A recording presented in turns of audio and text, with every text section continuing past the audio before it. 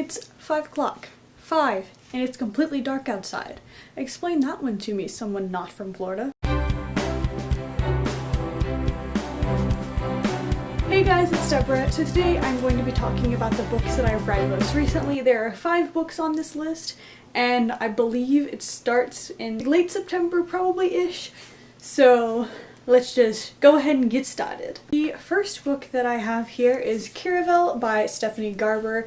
I actually don't remember when I read this book. I know it was earlier this year, but it feels like it's been forever. Honestly, because I haven't read a lot of books in the last few months. Caravelle follows two sisters, one named Tella, the other named Scarlet, the main character being Scarlet. They both want to go to this magical carnival known as Caravelle, and once they get there, Tella is taken, and the goal of the game is to find her.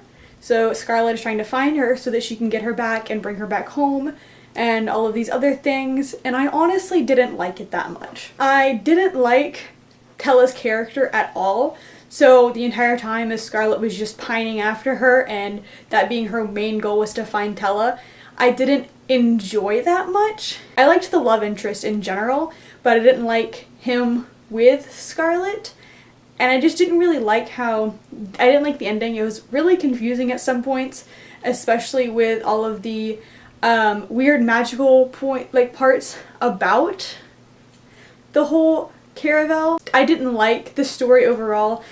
Back when I first read it, I had a lot more feelings and opinions, but I honestly can't remember them right now for whatever reason, because it's been such a long time and I didn't write any of them down. So this book was just one that I did not enjoy all that much, and it took me a long time to get into it and a long time to finish it, and I didn't really enjoy it. I don't remember what stars I gave it. I think it was a 4 on Goodreads, but I would actually like to denote that to a 3 if I haven't already. So Caravelle was not a good for me. I didn't really like it. The second book that I read recently was Tower of Dawn by Sarah J. Maas. I don't actually have my book with me because a friend of mine is borrowing it from school. This book is the 6th or 7th installment in the Throne of Glass series. I normally count the novellas because they just kind of fit right in there. This book follows Kale and Nesrin, who are characters in the Throne of Glass series, quite obviously, and it follows their adventures that happen while Empire of Storms is going on because they disappeared from the book and went on their own adventure of sorts. I really liked this book. I really enjoyed it. Kale was not one of my favorite characters. After book 2, I think, I really didn't like him. I just kind of pushed him aside and I didn't really care. And while reading Queen of Shadows and Heir of Fire, any time that his character would come up and his perspective would be visible, I tried to block it out, or I just kind of groaned because I really didn't want to learn about this character more. This book completely redeemed him for me. I absolutely love him now, and I love Sartok and Irene. I was so happy to see Irene, and I love the relationships between all of the characters as they grow. I honestly don't remember a lot of what happened in this book at this point because it has been a while since I read it.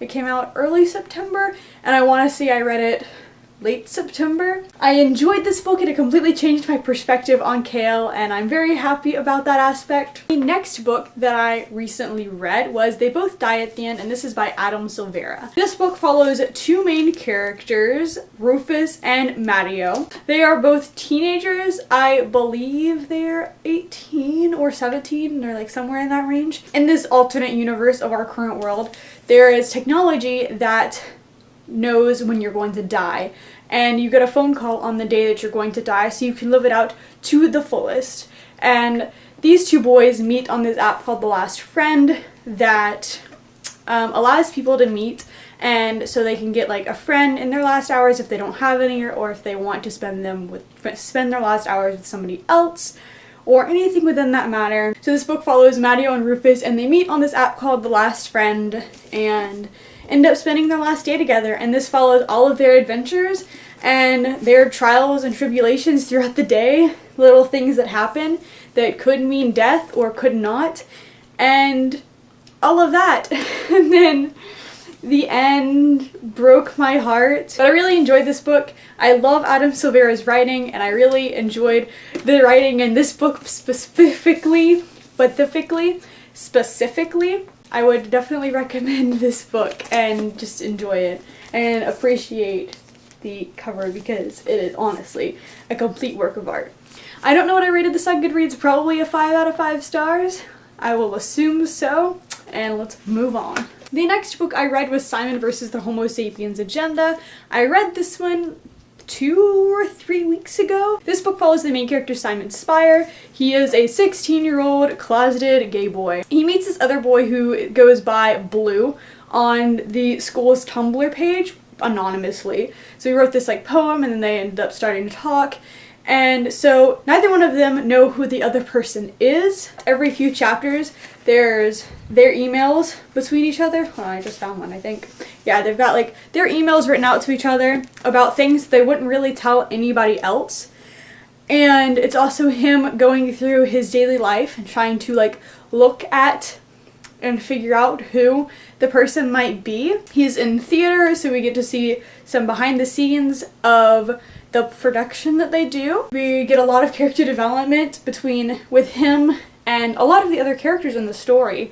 I actually figured out who it was close to the beginning because they kept mentioning this character, and he didn't really have any significance to the story, but he just kept being mentioned over and over again, so it was really hinted at. I really enjoyed this book. I read majority of it in a day, actually. I had read up until like 50 pages in probably, and then one day I just started reading and I powered through the whole thing, and it was so good and I really enjoyed it, and it just like it made my heart so happy, and I was just like giddy for like the rest of the day. It was so good and I really enjoyed it, and it was a 5 out of 5 star reads. And after that I was like, I really want to read something else that's contemporary because I'm just so happy with how this book turned out. So I did. The last book I have that I've read recently is called It's Kind of a Funny Story by Ned Vizzini.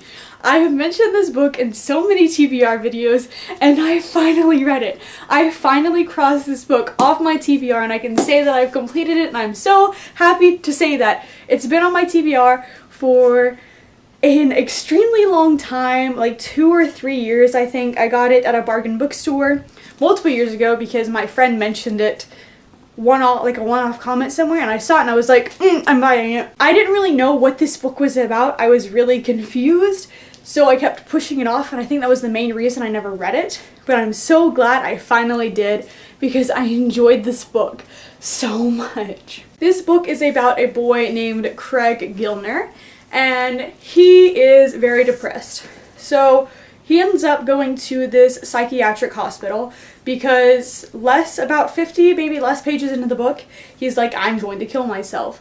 And so he goes to this hospital and checks himself in, and they care for him for 5 days, specifically 5 days. And so this book follows the different days that he's there and the events and people that he meets while he's in there. While he's in this place, he meets all of these different characters, one being Noelle, one being Humble. Each character has something wrong with them, or, you know, something like that. So one would be like, one's schizophrenic. There's multiple that have depression. There are some that are just not quite right in the head, like one of many things. The cast of characters is so diverse, and we get to know little individual quirks about each one of them, and I really love that in this book. This book obviously follows Craig throughout his psychiatric hospital and the little things that he develops to make sure that he doesn't fall into such a deep version of depression again, and so that he can improve and not conquer it, but get better and be able to deal with what he has. And it was just so good. It's so good. This one obviously got a 5 out of 5 stars from me. These are the 5 books I have read recently. I hope you enjoyed this video. If you did, give it a like and subscribe to my channel and ding the bell to get notified every time I upload. I will see you guys in the future. Goodbye! Appreciates them all. Hold on, there's a hair in my mouth. Okay, it's gone now. Why does it get so dark so easily? I hate everything.